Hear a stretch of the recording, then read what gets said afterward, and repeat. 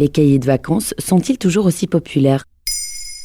Merci d'avoir posé la question. C'est un souvenir d'enfance plus ou moins heureux, ou peut-être que vous le retrouvez tous vos étés avec vos enfants. On parle bien entendu du cahier de vacances. L'occasion pour les enfants de ne pas oublier l'école pendant l'été, de faire des exercices pour améliorer leurs connaissances dans leurs matières préférées, ou de rattraper celles qui ont été laissées de côté l'année passée. Les cahiers de vacances sont-ils toujours la cote ? Et oui, une récente étude a montré que 5 millions d'exemplaires sont vendus environ chaque année. En 2012, le marché des cahiers de vacances représentait 25 millions d'euros pour 4 millions d'exemplaires vendus. C'est bien constant. En 2019, un sondage OpinionWay soulignait que 71% des parents interrogés avaient déjà acheté un cahier de vacances pour leurs enfants.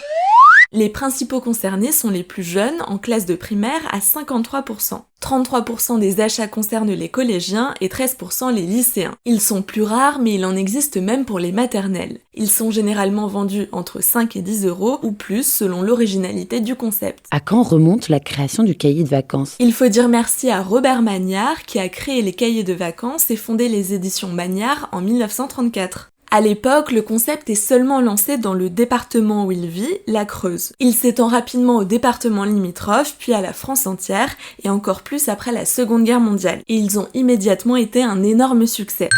Dans un reportage de France Bleu Creuse, sa petite fille confiait d'ailleurs que Robert Magnard espérait en vendre entre 6 000 et 7 000 exemplaires. Mais le succès a été tel que 70 000 exemplaires ont été vendus dès sa sortie. Comment se sont-ils réinventés ? Jusqu'aux années 80, Magnard a eu le monopole. Ensuite, le cahier de vacances s'est développé. Plusieurs maisons d'édition en proposent désormais avec diverses thématiques, maths, français, langue étrangère, histoire, etc. Ainsi que des plus originaux à base d'enquêtes ou alors façon escape game.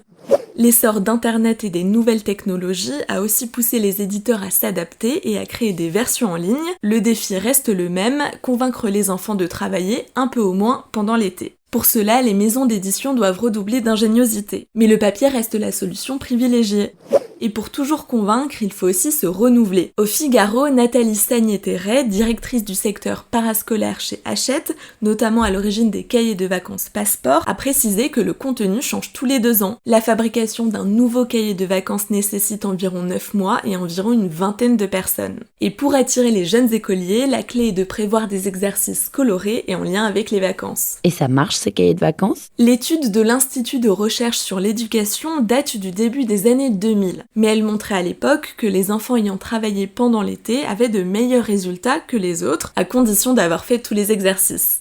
Rappelons que la pratique dépend aussi de la disponibilité des parents ou des proches qui peuvent, pendant quelques semaines, prendre le rôle d'enseignants subsidiaires. Et les adultes dans tout ça ? Le cahier de vacances pour enfants s'est assez rapidement étendu aux adultes, avec des thématiques ciblées, notamment concernant la culture générale, qui reste la plus recherchée, ainsi que ceux consacrés aux langues. Pour les amateurs de voyage et de nouvelles cultures, le magazine Géo en propose aussi un, et les sportifs choisiront plutôt celui consacré au Tour de France.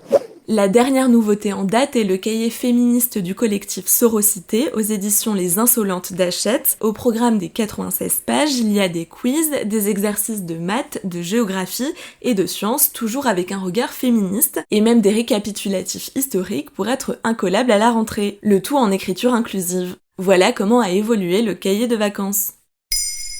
Maintenant, vous savez, un épisode écrit et réalisé par Pauline Weiss. Ce podcast est disponible sur toutes les plateformes audio et pour l'écouter sans publicité, rendez-vous sur la chaîne Bababam Plus d'Apple Podcast.